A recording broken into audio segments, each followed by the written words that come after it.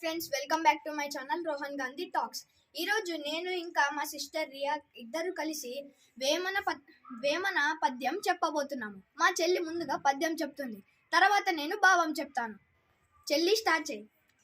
మేలి పండు చూల మేలిమాయి ఉండును, పొట్ట విప్పి చూల పురుగులుండు, పిరికి మాని వడ్డిని మింకమేరాబుర నిష్పదాభిరామ వినురవేమ.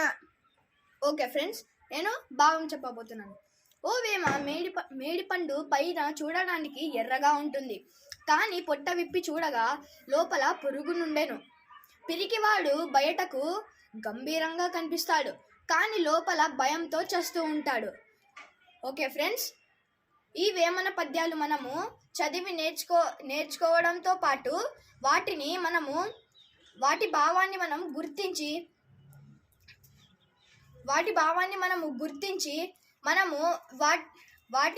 వాటిని నేర్చుకుంటే మనకు తెలివి పెరుగుతుంది. ఓకే ఫ్రెండ్స్, ఇలాంటి పద్యాలతో మేము మళ్ళీ ముందుకు వస్తాం. బాయ్.